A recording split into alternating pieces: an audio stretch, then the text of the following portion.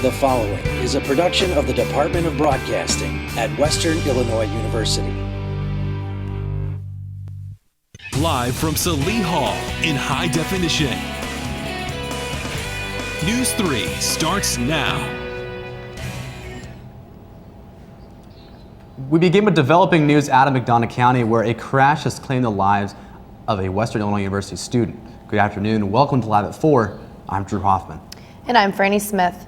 News 3's Shanae Glasgow talked to police at the scene last night. She joins us with more information. Franny, Drew, Illinois State Police tell us that Ty Rylander died in that crash. It happened on US 67 South and Grant Street last night. Rylander, a Pittsfield native, was a freshman here at WIU, majoring in agriculture. He was also a part of the Alpha Gamma Sigma fraternity. According to the Illinois State Police, Rylander was traveling southbound on US Route 67 when his Chevy pickup truck crossed the center line into oncoming traffic, hitting a semi-truck carrying salt. The semi landed in an embankment, and the driver of that semi suffered no injuries.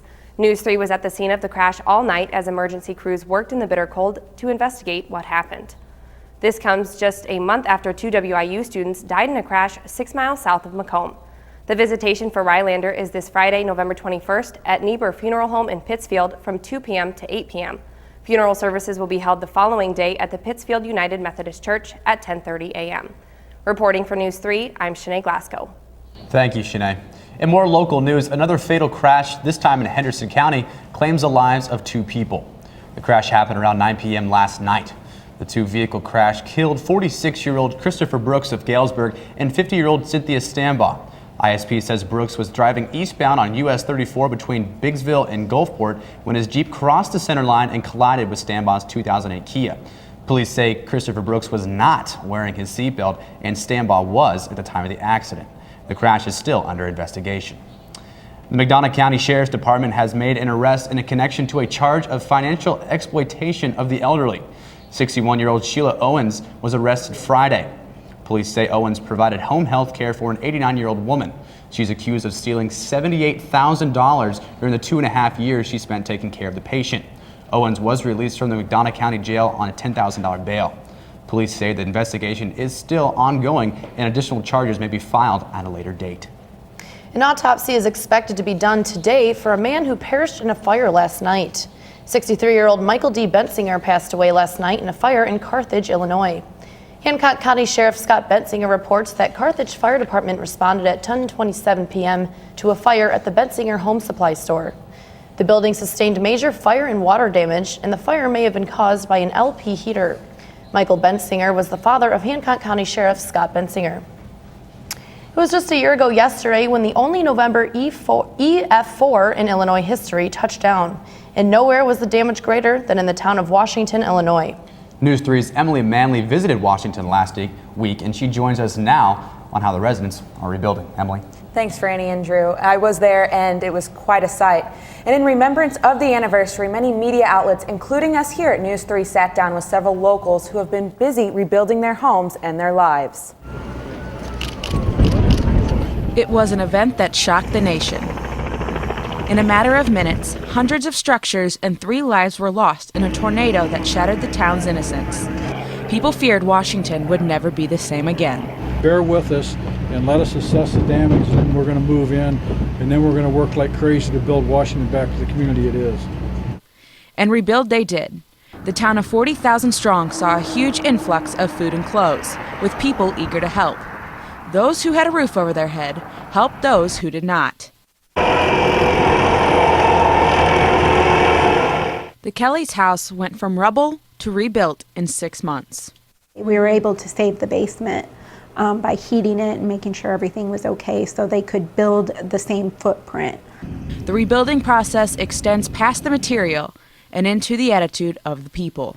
Home is where the heart is, to me.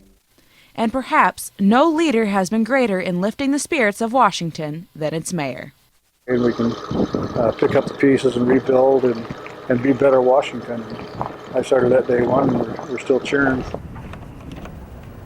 And the common theme throughout the town seemed to be that everybody has not only rebounded from the devastation, but has actually came back stronger. The citizens of Washington are grateful for all those who have donated their clothes, food, and time in their rebuilding efforts to help rebuild their community. Thank you, Emily. The Macomb City Council has reached a decision on whether or not to provide the Outskirts Event Center with a Class R liquor license. The City Council approved the liquor license by a 4-2 vote. The license will be issued pending an inspection from the McDonough County Health Department.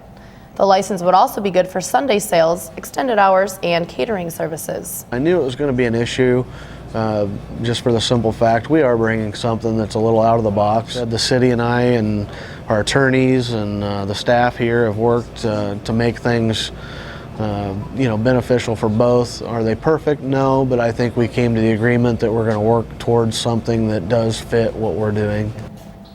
According to the McDonough County Health Department, the inspection will take place tomorrow at 10 a.m.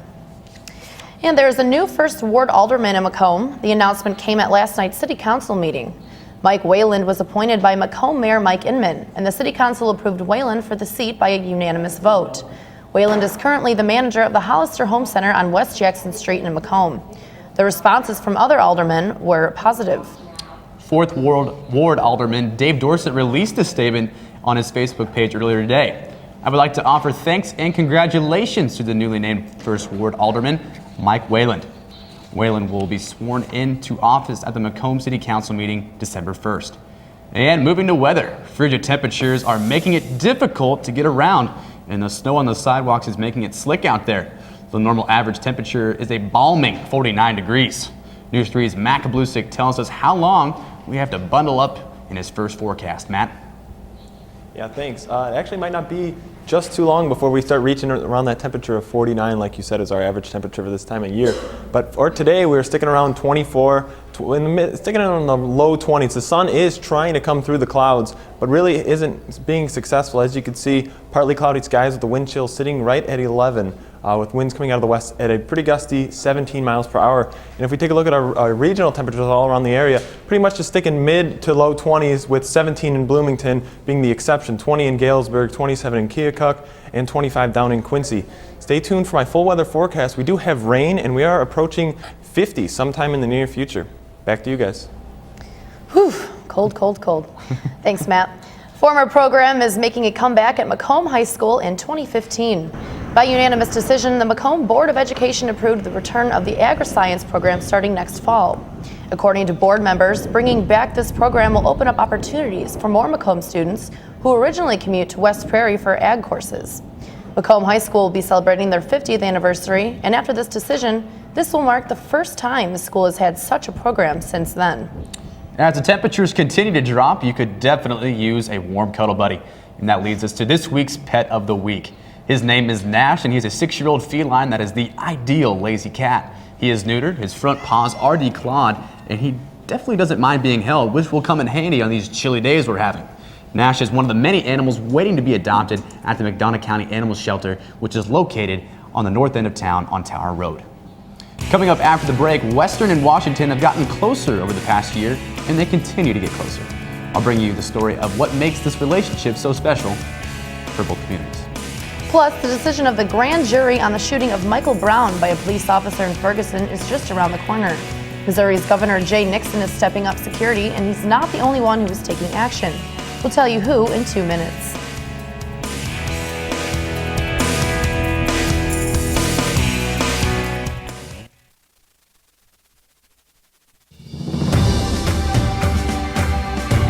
That's me, Joe Decker, owner of San Diego-based Gut Check Fitness, Guinness Book World Record holder, World's Fittest Man, and WIU graduate. There are a few things that have helped me get to the top of my industry: growing up on a farm in the Midwest, serving in the U.S. military, and graduating from WIU. This is my story. What will your success story be?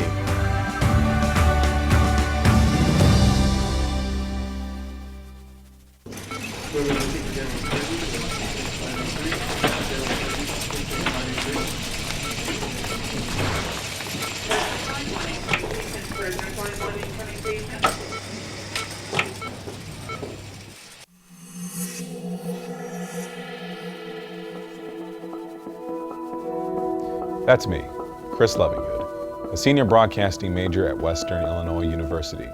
From networking in DC at a national conference to getting hands-on experience behind the news desk and in the field, the opportunities I have at WIU are preparing me for a successful media career. This is my story. What will your success story be?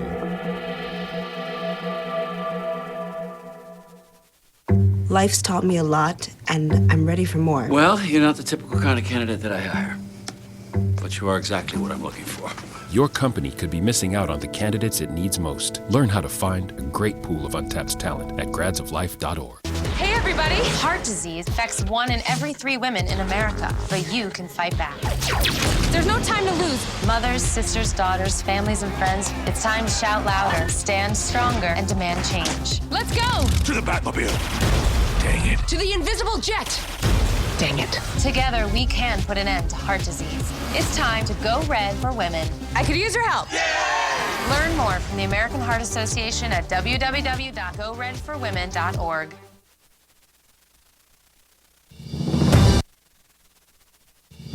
Now from Macomb in high definition, you're watching Franny Smith, Drew Hoffman, weather with meteorology major Matt Kablusik, and sports with Jeff Marda. Live at 4 continues.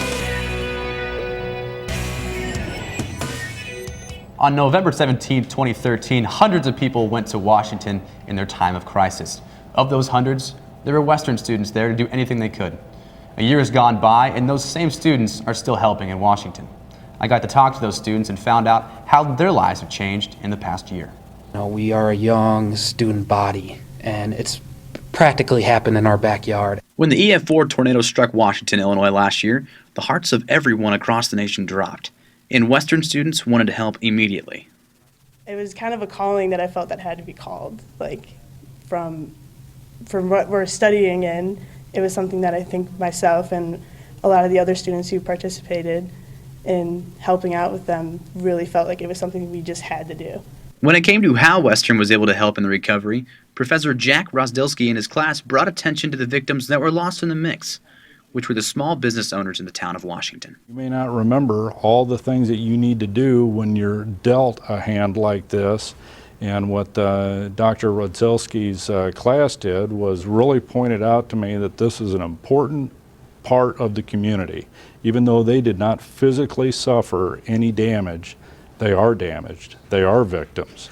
The students not only helped the community rebuild from the ground up, but also found out what it feels like to be a part of something so devastating. A mixture of feelings. You feel sad.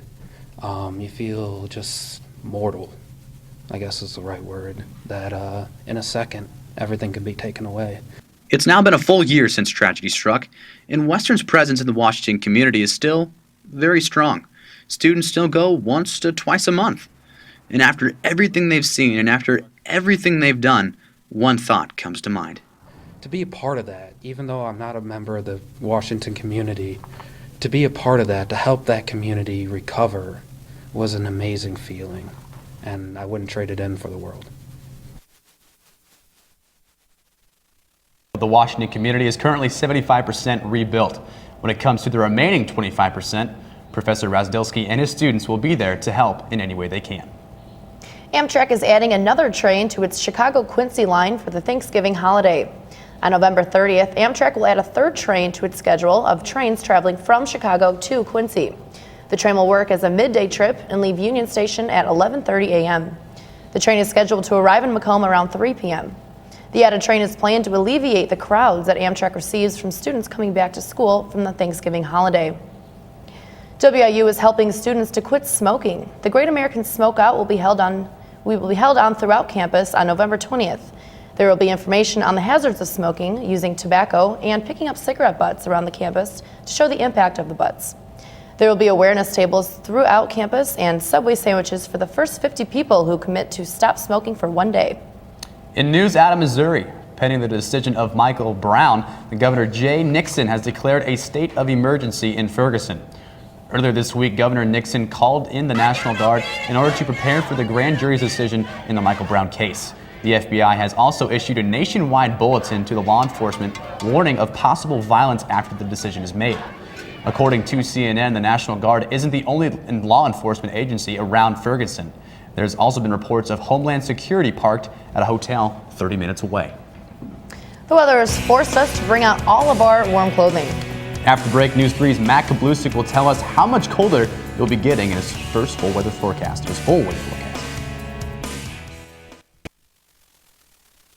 Stories. They happen everywhere. At News 3, we go the distance and tell them firsthand. Across the region. The tornado tore through a neighborhood in Washington, Illinois. Across the state. Here at the state capitol in Springfield for the gubernatorial race. Across generations. We have a lot of people that are very dedicated, who are all volunteers. The stories that inform us, the stories that move us, the stories that matter from a fresh perspective. What did you want to be when you grew up? Now, how do you make it happen? Think purple, think success, think Western Illinois University.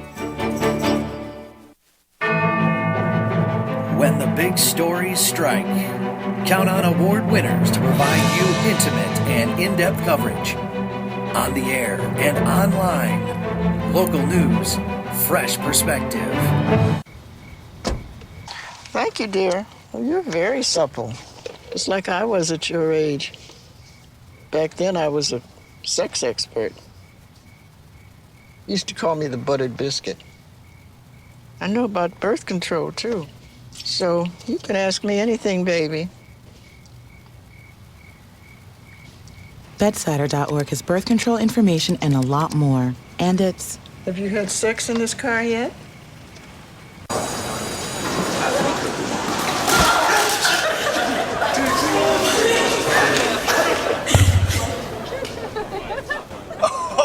That's low. That's low and below. Look, he's blushing. Seriously.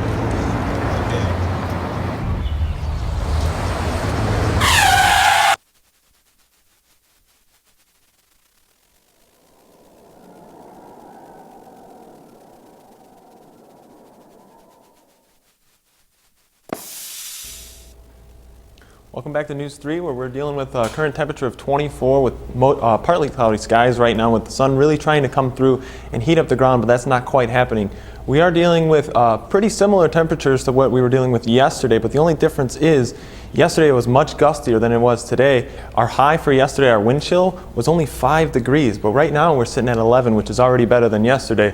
But if we look at our temperatures around the area, in Galesburg we're looking at 20, Keokuk 27, Springfield 23, and 22 in Peoria.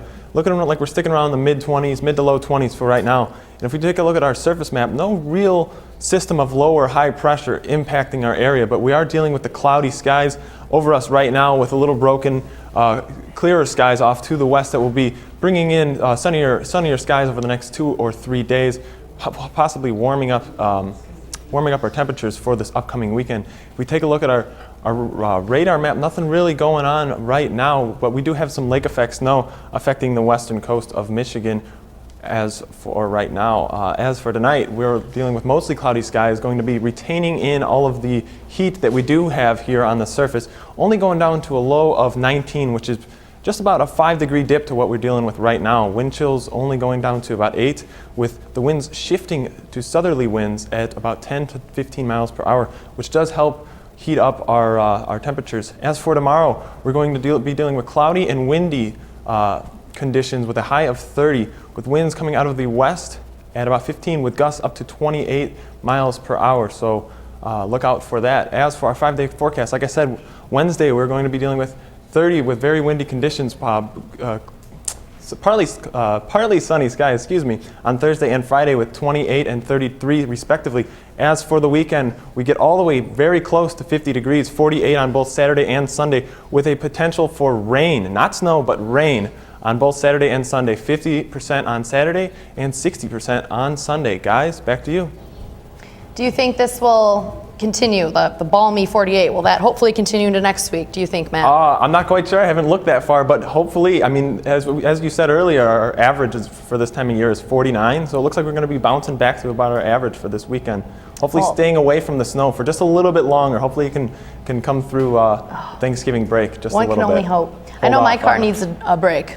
My car broke down last night, so I definitely... Who knows? Dead battery, too cold. That just needs a break. I don't know. All right, thank you, Matt. Jeff is in next with sports, and he has a review of all the Western Illinois sports from over the weekend, including Western Illinois football in South Dakota. See how the Leathernecks would handle the snowy conditions in Brookings. And women's basketball made their regular season debut at home Sunday. See how Western would turn a 17-point halftime lead into a 47-point blowout. That and more straight ahead.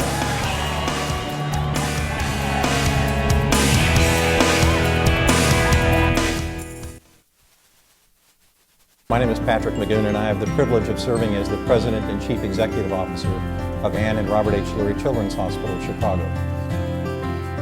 I'm also a very proud alumni of Western Illinois University. It gave me the foundation I needed to build a very successful career. That's my story. What will your success story be?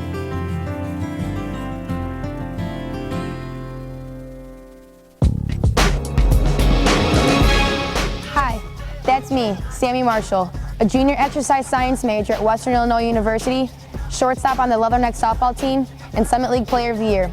At Western, I take my GPA just as seriously as I take my batting average.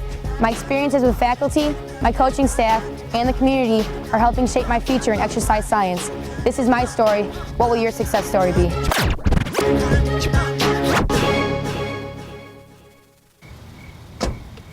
Thank you, dear. Well, you're very supple, just like I was at your age. Back then, I was a sex expert.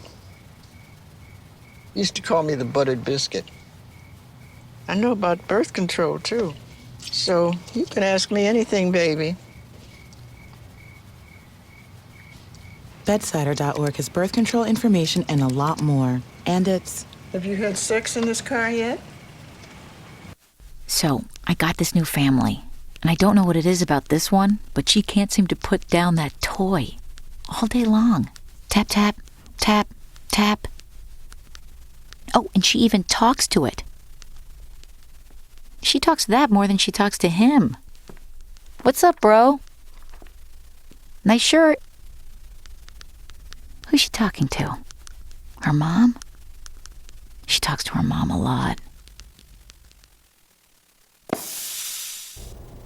And welcome back to Live at 4. It had been 4 years since Leatherneck football had played a game in the snow until Saturday when the team traveled to South Dakota State University for the last road game of the season.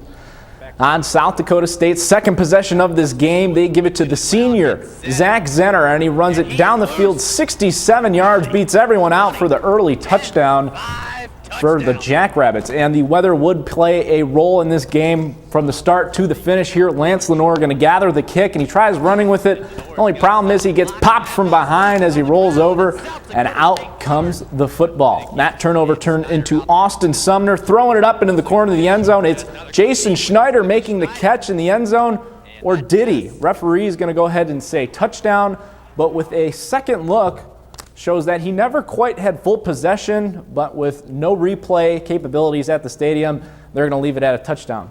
Western did do its best in this one to stay in the game. Norvell getting the pass here, throwing it up to Lance Lenore for a 41-yard touchdown. It is the sixth time we've seen that combination happen this season. But South Dakota State would just be too much in this one here. Sumner going to give it to Zenner out in the flat, and he's going to outrun Venegoti and everyone else for a 40-yard touchdown. Sumner threw 6 touchdown passes on the Leatherneck defense. Western Illinois would fall 59-24 and move to 4-7 on the season. Now, after losing a nail-biter to Pacific on Friday, the Western Illinois men's basketball team headed up north to the Windy City for a non-conference matchup with the Flames from the University of Illinois Chicago. The Flames got out to a 9-point lead in the second half on Western before WIU made its comeback. Western started seeing some of its new players gel together as they got the UIC lead down to 1. Junior transfer J.C. Fuller led the Leatherneck attack with 14 points, and sophomore Garrett Covington totaling a career-high 9 assists. Unfortunately, the Flames finished Western with clutch free throws at the end of the fourth quarter. Western Illinois will next take on Southeastern Louisiana this Saturday at Western Hall. And after a tough loss to Mizzou over the weekend, the women's basketball team looked to regain its confidence at home last night against NAIA opponent William Woods. Western Illinois was picked to finish 4th in the Summit League by the preseason polls, but all the team was looking to do was improve on its 14-16 record from last season. They're going to get this game started right off the opening tip. Luke wins the tip, and the ball gets pushed up by Michelle Maher to Tori Neiman for a quick 2 points in just the game's first 4 seconds. Now it's Liz Katowski who's going to get the ball. She's going to pull up from 3. That won't go, but after the scramble, it's newcomer Jenna Mueller cleaning up the mess and getting 2 quick points here early on. Now we have another newcomer here. It's Crystal Korn working with Mueller, throwing it inside, gets it right back, and she's going to pop the 3-pointer. That's good. Korn gave her efforts on defense as well as offense here. She's going to get the steal and runs it back down the floor. And now she's going to start the rotation of passes. She throws it around the horn. It's going to find Katowski back up at the top of the key. Hits that 3. Western led by 17 at the half. Finally, Luke with the play, doing as usual, making the layup for the N1. She finished with 18 points, and the subs contributed as well late. Here, Sophie Reichelt gets to the basket and scores on the second effort. Western Illinois takes the game 89-42 for its first win of the season. And Western Illinois will continue its season on Thursday against Chicago State. So guys, Drew, I'm wondering if you're still defrosting from that game on Saturday. It was cold. Yeah, I feel like ever since we got there at the start at around 7 o'clock until the game, it snowed the entire time we were there. And when I mean the entire time, I mean the entire time. And we were there, that field was frozen solid. There was no cushion there. I'm sure the guys were really hurt when they were getting tackled and beat up. It was a very physical game. Yeah, if we had to describe the field, it was definitely concrete-ish. Do you think it's as fun as playing in like the rain and the mud, or does that be a little Not worse? at all. No. Not even the same. Okay. Just thought I'd ask. Thank you, Jeff. Coming up next on Live at 4, a recent blast of cold weather is affecting people and some sea creatures alike. See what one animal rehab center is doing to help.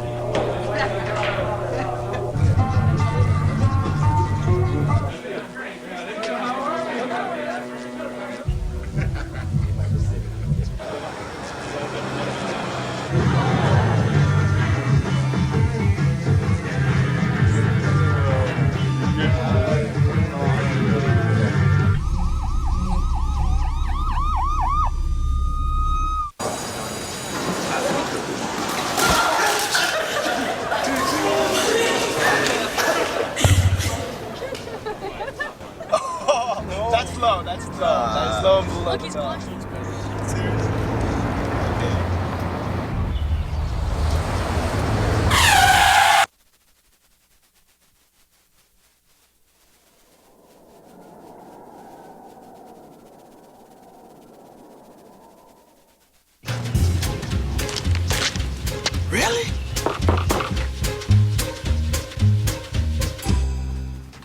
Buzz, what's up, man?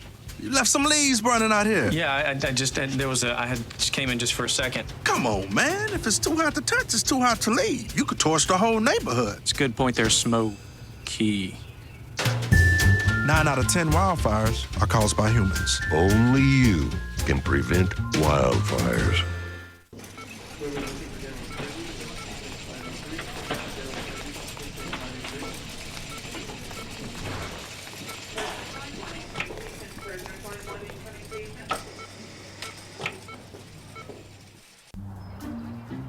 Don't worry, 74 people were picked before me in the NFL draft. To fight childhood obesity, United Way and the NFL are helping kids play more. To donate or volunteer, go to unitedway.org/play60. Now I get it. A number of green sea turtles have turned up along the Texas coast, stunned by the cold temperatures. About 35 turtles are now receiving care at the Animal Rehab Keep in Port Arkansas. The animals will be nursed back to health while spending the winter at the sanctuary. A team from SeaWorld in San Antonio is also aiding the little turtle rescue. And that will do it for our Tuesday show. For Jeff Marta, I'm Drew Hoffman. And for Matt Kablusik, I'm Franny Smith. We'll stay on top of your news overnight and bringing the latest updates on our Facebook page. Find us at NEWS3 WIU. Have a good evening.